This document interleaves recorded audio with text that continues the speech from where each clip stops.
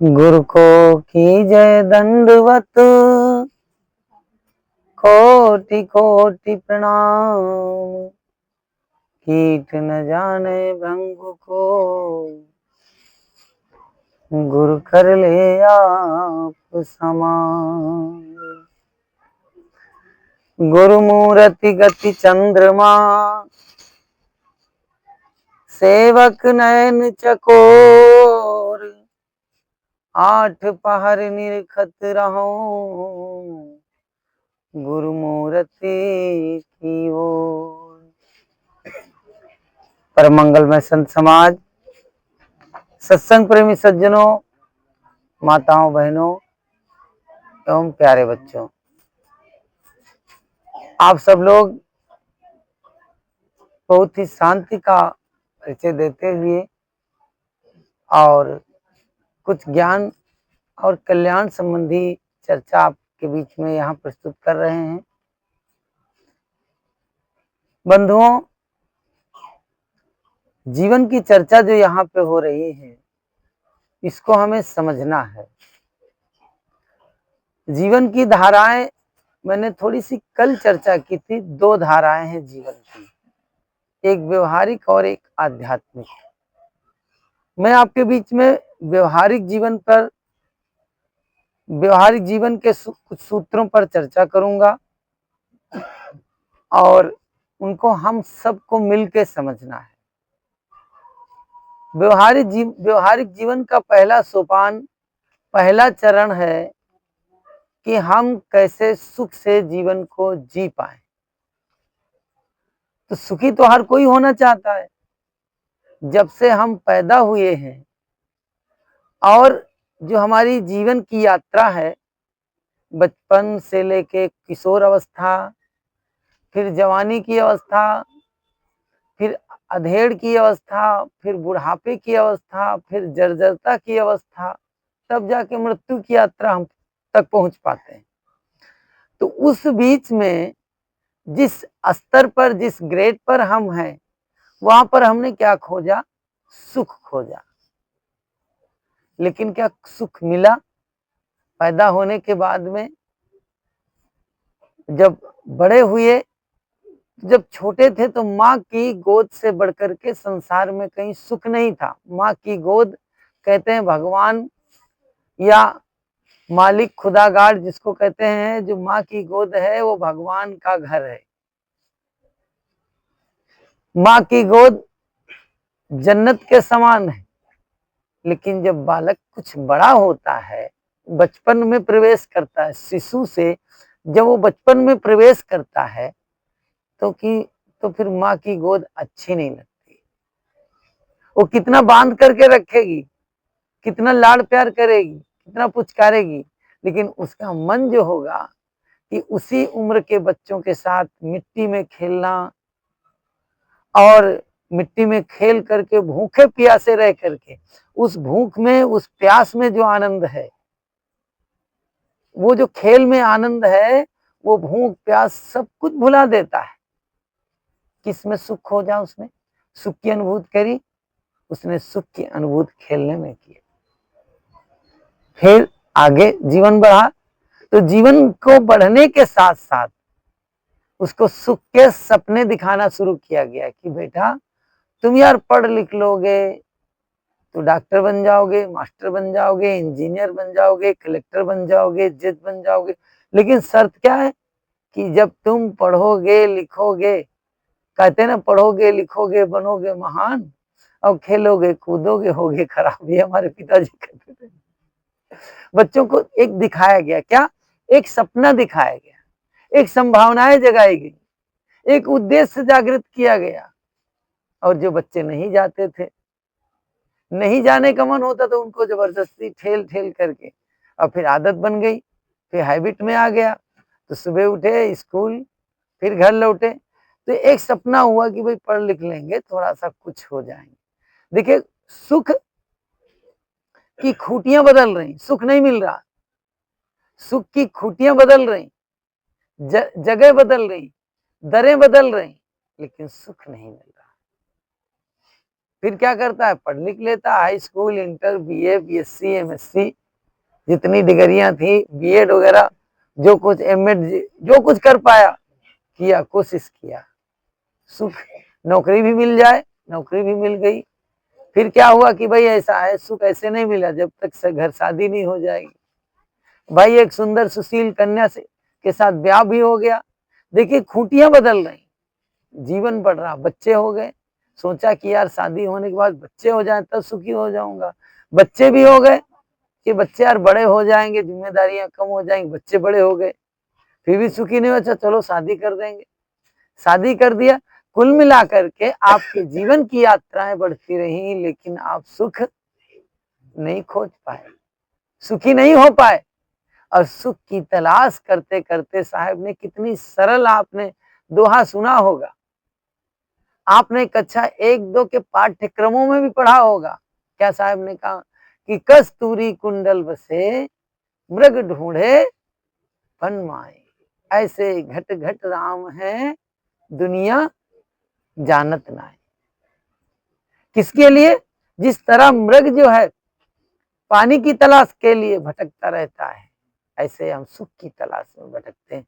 जैसे नील गाय क्या करती है, यहाँ से वहां, ये कोई खदेड़ता है तो इस खेत से उस खेत जाती, उस खेत में जाती। हमने क्या किया जीवन में, हमने अपने जीवन में क्या किया, सुख की तलाश करते रहे, लेकिन क्या सुखी हो पाए?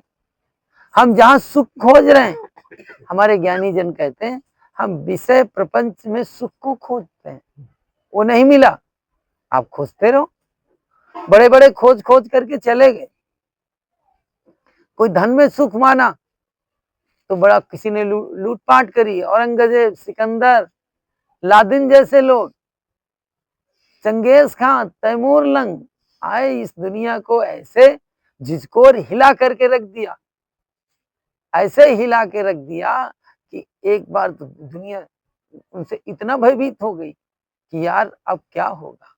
लेकिन वो कहने वाले भी क्या हुए, चले गए। नाम, इस शरीर चला जाता है, नाम रह जाता है। और नाम की पहचान मैं कहीं कर रहा था कल परसों प्रवचन में, तो नाम और रूप, आदमी की पहचान किससे होती? नाम से पहचान होती है और रूप से पहचान होती है। और व्यक्ति जब मृत्यु को प्राप्त होता है तो सबसे पहले विकृति कहाँ आती है? उसके फेस पर आती है, ग्रेटनेस आती है, जो कालापन आता है, तो सबसे पहले क्या होता है? चेहरा काला होता है। और आदमी अगर यहाँ से सिर हटा दिया जाए तो आदमी को पहचानना मुश्किल हो जाएगा कि भाई ये कौन है, कहाँ का है। हो सकता है गांव का ही आदमी, हो सकता है अपने ही पड़ोसी हो, आप नहीं पहचान पाओगे। हो सकता है आपका भाई अगर इस अवस्था में, तो जल्दी से पहचान नहीं पाओगे कि मेरा है कि किसका है। किसके पहचान होती? आदमी को पहचान किससे होती? रूप से होती है। और तो क्या होता है कि रूप विकृत हो जाता है, आदमी का नाम रह जाता है। और नाम के लिए आदमी कितना परिश्रम करता है। नाम, मैं ऐसा कर दूं, वैसा हो जाऊं, मेरा नाम चलता रहे, मेरा नाम हो जाए। नाम और रूप के लिए कितना आदमी पीड़ित होता है, कितनी परिश्रम करता है, कितनी कोशिशें करता है। लेकिन बंधुओं, इस संसार में मनुष्य का ना नाम स्थिर रहता है और न रूप स्थिर रहता है। क्या हम सोचे, क्या हम अपने परबाबा के बारे में जानते हैं? कोई हो जानता हो, मैं नहीं कहता हूं कि कोई नहीं जानता हो, लेकिन अधिकतम लोग नहीं जानते होंगे अपने परबाबा का नाम, अधिकतम लोग नहीं जानते होंगे। कहने का भाव है, वो भी रहे होंगे कि इस समय आ जाए इस दुनिया में कहीं, तो उनको ये नहीं लगेगा कि यार ये मेरी इसी दुनिया में हम पैदा हो गए, नहीं लगेगा।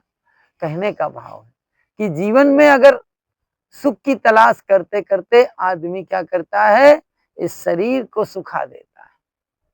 पेट की आंतें सूख जाती हैं, मुंह के दांत जो होते हैं वो भी चले जाते हैं, मांस गल जाता है, हड्डियां सूख करके हड्डी कंकाल रह जाता है, लेकिन सुख नहीं मिलता है। सुखी होना चाहते हो तो सुख के, अब मैं आपको अभी सुख के बारे में बता रहा था, अब मैं थोड़ी सी सुखी होने की थोड़ी सी अलग से परिभाषा बताता हूँ। जिसमें सूत्र निकल आता है, सूत्र निकल करके आता है कि आप जिस जगह पर हो, जिस प्लेटफार्म पर खड़े हो, गृहस्थी हो, विरक्ति हो, जिस किसी जगह खड़े हो, आप किस पद में, डॉक्टर हैं, मास्टर हैं, इंजीनियर हैं, आप क्या हैं, इनका कोई मूल्य नहीं है। आप मूल रूप से मनुष्य हो, और मनुष्य हो, अपने अंदर मनुष्यत्व विकसित करो, और मनुष्यत्व जिसके अंदर विकसित हो जाता है वो दैवत्व की यात्रा करना प्रारंभ कर देता है। और जब तक दैवत्व की यात्रा नहीं कर पाओगे, दैवत्व की यात्रा करने के लिए हमें क्या करना पड़ेगा, हमें अपने अंदर सद्गुणों को विकसित करना होगा, सद्गुणों को अपने अंदर से अंकुरित करना होगा। वो नहीं होंगे तो आप सुखी नहीं हो पाओगे।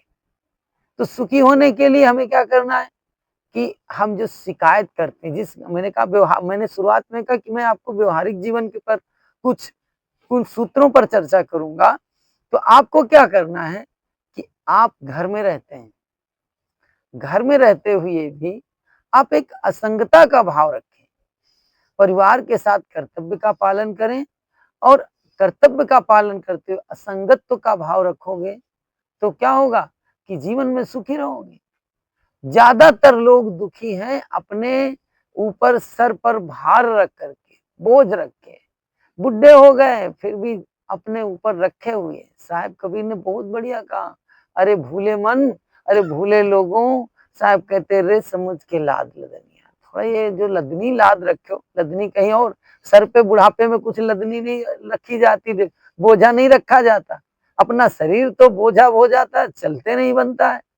और जो है किस बात का बोझ रखें, दुनिया का ऐसा हो जाए, वैसा हो जाए, ये हो जाए, वो हो जाए, और होता कुछ नहीं, शरीर से होता जाता नहीं, लेकिन सर पे रखे। क्यों? क्योंकि आपको आदत पड़ गई ना, जीवन भर खूब भागे, खूब भागे, खूब जागे, खूब दौड़े, लेकिन आदत पड़ गई। अब तो शरीर तो स्थिर हो गया, लेकिन आदत बन गई। हमको क्या करना है, आज वर्तमान में जिस अवस्था में आप लोग कहते हैं, अरे बाबा जी बुढ़ापे में भक्ति कीजिए, बुढ़ापे में भक्ति भजन करेंगे, जवानों का काम है क्या? जवानी में ये भक्ति भजन जवानों का काम नहीं है, जवानी में ये भक्ति भजन नहीं करना चाहिए। तो मैं कहता हूं कि भाई बुढ़ापे में जब जो काम नहीं, सारे काम दुनिया के जितने काम हैं जो यहाँ छूट जाने वाले, सारे काम आप करना चाहते हो जवानी में। और जो आपके असली धन है, असली मूल पूंजी है, वो क्या है, वो तो उसके लिए आप बुढ़ापे को छोड़ रहे हो, जिस समय ना आंतें काम करती हैं, न दांत काम कर, सोचोगे कि यार थोड़ा सुमिरन कर लें, थोड़ा जाप कर लें, तो मुंह में दांत नहीं, तो आप राम की जगह राम बोलोगे तो मुंह से लाम निकलेगा, क्योंकि मुंह में दांत नहीं, राम की जगह लाम निकल रहा। अब सोचोगे संत कीर्तन कर लूं, थोड़ा जोर से माइक लगा, ऐसे बिना माइक के तो पेट में आते नहीं है, भोजन नहीं पचता, आपको दिन में 3 बार आप 10 जाना पड़ता है, तो कहाँ ऊर्जा रहेगी। तो हम कहना चाहते हैं कि आप घर गृहस्थी में हैं, आप युवा हैं, तो फिर भी संयम का मार्ग अपनाएं। संयम का मार्ग अपनाओगे तो आपका मन अच्छा रहेगा, आपका तन पवित्र रहेगा, और जीवन अच्छा रहेगा। हमारे ऋषि परंपरा में क्या था, ऋषि परंपरा में एक सूत्र सिद्धांत था कि भाई 2 बच्चे हो जाएं तो क्या कहते हैं कि वानप्रस्थ का मार्ग था, कि भाई जो है जब बच्चे हो जाएं तो फिर बाद में वानप्रस्थी, स्त्री और पुरुष दोनों में डिस्टेंसिंग हो करके, अंतर बना करके आप घर में रह करके, तो अभी आपको क्या बनना है कि ग्रस्त में रह करके ग्रस्त साधक बनना है। आप ग्रस्त साधक बनोगे तो आपके साथ आप, क्योंकि जीवन को जो हमारे ज्ञानियों ने 4 भागों में विभाजित किया, ब्रह्मचर्य, गृहस्थ, वानप्रस्थ और संन्यास, तो आप तीनों ये जो 4 चरण में जीवन को विभाजित किया, उन पर यात्रा करते आप एक ऋषि बन सकते हैं, ऋषि प्रसाद बन सकते हैं आप। ये ऋषि परंपरा, हमारी जो परंपराएं हैं गृहस्थ जीवन की, ऋषि परंपराएं हैं, इनको हमारे ऋषि मुनियों ने अनुसंधानित किया और संशोधित किया, जिसके आधार पे आपके जीवन को विभाजित किया। लेकिन मनुष्य आज पशु पंछियों के बाद, पशु भी अपने संयम में रहता है, अपने नियम में रहता है, लेकिन मनुष्य अपने नियम को छोड़ चुका है। और अपने नियम को छोड़ने के कारण उसके जीवन में जो विकृतियां आई हैं, जो असंतुलन आया है, जो अनबैलेंसता आई है, किसके कारण आई है? ये मनुष्य की सोच के कारण, सोच की विकृति के कारण आई। जीवन मिला है तो जीवन को आपको हीरा की तरह, हीरा तुल्य जीवन ज्ञानी पुरुषों ने कहा कि हीरा तुल्य जीवन मिला था, आपने क्या किया? उसको खोई में बहा दिया, उसको व्यर्थ में बहा दिया। इस जीवन को हमें जानने के लिए मिला था कि ऐसा नहीं खाया पशुओं की तरह, बाल बच्चे भी पैदा कर लिए, डोल डाल भी चले गए और बस हो गया जीवन, सो लिए, जाग लिए, मोह कर लिए अपने बच्चों से। ये है 6 काम पशुओं, इतना काम पशुओं का है। आपको मनुष्य जन्म मिला है, मनुष्यत्व अपने अंदर विकसित करो। जीवन को हम ज्यो ज्यो विकसित करते जाएंगे, मनुष्यत्व विकसित करते जाएंगे, जीवन हमारा देव स्वरूप हो जाएगा। आप देव बन सकते हो, आप देवियां बन सकते हो, घर में रहते हो। लेकिन हम तो देखते हैं घर में आप बिल्कुल रह तो रहे घर में, एक पास रहते हैं, लेकिन जीवन का कोई ठिकाना नहीं, कैसे रहना चाहिए। लड़ते हैं, पशु भी ठीक से रह लेते हैं, एक पास रहते रहते उनको सीख आ जाती है कि भैया हमको 4 लोगों के एक साथ रहना। अब घर में आप बुढ़े हो गए, लेकिन आपको ये पता नहीं 4 नहीं 10 सदस्य हो गए। आप 2 थे और 2 से 10 हो गए, 15 हो गए, लेकिन आपको सीखने की, जीवन जीने की कला नहीं आई अभी तक। 2 से 15 तक की यात्रा कर लिया और आपको पता ही नहीं चला कि कैसे रहना चाहिए। विकसित तो होते रहे, आपका संसार तो बढ़ता गया, लेकिन तरीका नहीं आया। तो आपको क्या करना है? अपने विचारों को, अपने वाणी को, अपने कर्मों को, अपने आचरण को शुद्ध करना है। ऐसा ना हो कि अपनी वाणी से हमें कटु भाषा निकालेंगे, दोष करोगे कि यार हमारे, आज हर बाप को शिकायत है कि मेरे बच्चे ठीक नहीं।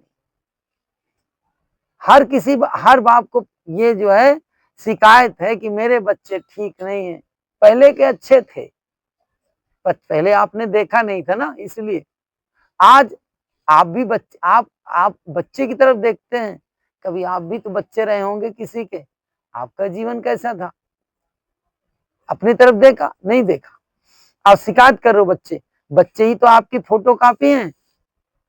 फोटो कॉपी निकालते हैं ना, आधार कार्ड की फोटो कॉपी निकलवाया होगा आपने कभी, तो फोटो कॉपी और कोई नहीं है, फोटो कॉपी तो आपकी है, वो उसी से नकल है आपकी, वो सांचा है, आप सांचा हो, वो मूर्ति निकली हुई है तो वो आपकी ही कॉपी। आप कहते हो ठीक नहीं, इसका मतलब जब वो ठीक नहीं तो आप कैसे ठीक हो गए? मिस्टेक कहीं ना कहीं, जो मिस्टेक है, मिस्टेक तो ऊपर से आई, आप कहते हो बच्चे ठीक नहीं, कहीं ना कहीं भूल है हमारी, उस भूल को सुधारो। और गृहस्थ जीवन में रहते हैं तो एक मैत्रीपूर्ण भाव, मित्रता जैसा व्यवहार, घर में रहते हैं, पति पत्नी रहते हैं, आप पशुत्व का भाव नहीं रखना, पशुता का भाव नहीं रखना है कि हम पशु जैसा नहीं, बस वहां तक सीमित, एक मित्रवत व्यवहार रखिए। बस जैसे हम है वैसे वो है, जैसे जैसे उसका जीवन वैसे उसका जीवन है, हमारा जीवन है। तो दोनों में मैत्रीपूर्ण भाव जब होगा तो कैसा होगा? आपका जीवन स्वर्ग में बन सकता है। जन्नत, मैंने शुरुआत में कहा कि जीवन को स्वर्ग में कैसे बनाए, तो आपका जीवन स्वर्ग में तभी बन सकता है जब आपके जीवन में मैत्रित्व घटेगा। आप अपने परिवार में पहले मैत्री बढ़ाइए। आपके घर में अगर मैत्री आपकी नहीं है तो आपके कितने दोस्त हों, मित्र हों, गांव में हो, रिश्तेदार, बहुत से देखा जाता है भैया गांव में तो बहुत बढ़िया पटरी खाती और रिश्तेदारियों में बड़ी प्रशंसा होती, लेकिन घर में जो आते हैं बच्चों से, पत्नी से बढ़िया पटरी नहीं खाती। तो आप घर में पहले अपनी मैत्री विकसित करिए, अपने अंदर उसको, मैत्री को बढ़ाइए, देखिए आपका और दायरा बढ़ता जाएगा। कोई होता है घरों में रहते हैं, आप पत्नी में भूल हो जाए, पति में भूल हो जाए, बच्चों में भूल हो जाए, जब क्या होता है कि आदमी दूसरों की सिर्फ कमियां ही ढूंढता है, और जब कमियां ढूंढता है तो अच्छाइयां उसमें नजर नहीं आती हैं। कभी कभी ऐसा हो कि कमियां अगर हमको ज्यादा नजर आने लगे तो उसमें अच्छाइयाँ खोजने का प्रयास किया करो। अच्छाई खोजने का प्रयास करोगे तो आपके क्या होगा कि आपके अंदर भी सद्गुणों का विकास होगा। जीवन बढ़िया मिला था, लेकिन हमने क्या किया कि जीवन को हमने व्यर्थ में गंवाया। जीवन को जो मिला है बढ़िया हँसते खेलते जीवन को बिताओ। हँसता हुआ जो जीवन, हम तो हँसना ही भूल गए। एक पास भाई भाई बैठना भूल गए। पिता पुत्र एक पास संवाद नहीं होता। देवर जेठान एक पास बैठ करके कभी ठिठोली नहीं करते। सास बहू के 36 का आंकड़ा बना हुआ है, महाभारत और रामायण की तरह बना हुआ है। अब कहते हो सुखी हो जाए, तो सुखी होने के लिए आपके जब इस तरह का बना हुआ है, माहौल बनाया है आपने, तो जीवन में आप सुखी नहीं हो पाओगे। सुखी होने के लिए आपको क्या करना होगा कि घर में एक सुंदर माहौल की तैयार करना होगा। जीवन को जन्नत और स्वर्ग बनाना है, उसके लिए जिनके साथ रह रहे हो, बेटा के साथ रह रहे हो, सुबह बेटा के साथ रह रहे हो, तो आपको सीखना होगा कि बेटे के साथ कैसे रहा जाता है। बेटे के साथ रहना नहीं आता तो आपके अंदर तो बाप होने का अहंकार, तो क्या होगा कि धीरे धीरे धीरे धीरे क्या होगा कि कटुता आती जाएगी। आप अपने कहीं दूसरे जगह खड़े हो गए, अपने बेटा की बुराई करोगे, बेटा भी सुनेगा यार हमारा बाप हमारी बुराई कर रहा है, तो ये हमारा बाप है कि कसाई है ये। जब जो हमारी निंदा बुराई कर रहा है तो ये हमारा बाप कहाँ, धीरे धीरे कटुता आती जाएगी। और क्या होगा, बाप बेटे में डिस्टेंसिंग हो, दूरियां बनती जाएंगी। फिर क्या होगा, तीसरा आदमी मौज लेगा। ऐसे ही भाइयों बहनों का मामला है।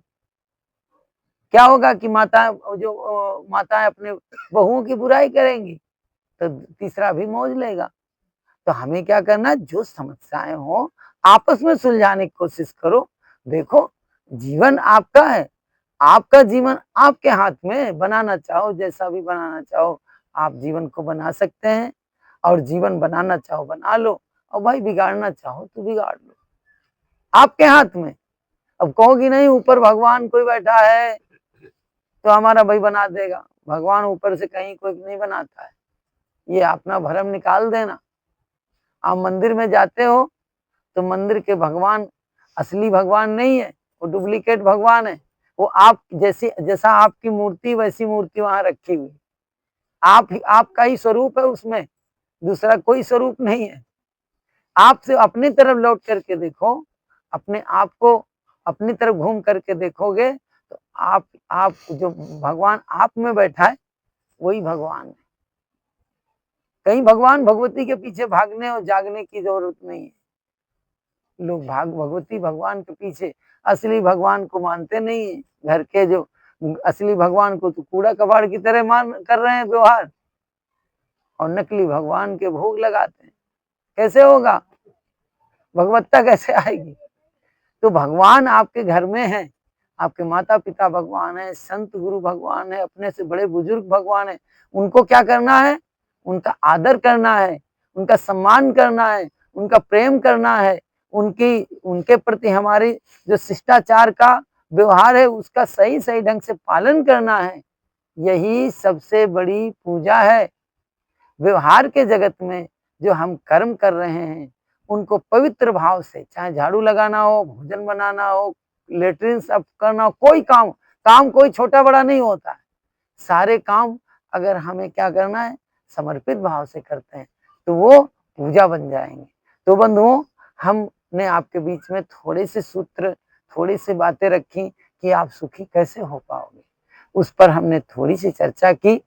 आपको हमारी बातें अच्छी लगी हो तो आप अपने जीवन में उनको उतारने का प्रयास करना और जीवन को सत पथ पर मार्ग पे लेके चलने का प्रयास करना, उसी से हमारा जीवन धन्य हो सकता है। आप सबने हमारी बातों को सुना और आप सबके अंदर बैठे उस परम तत्व को प्रणाम करते हुए वाणी को विराम। बोले सदगुरुदेव की।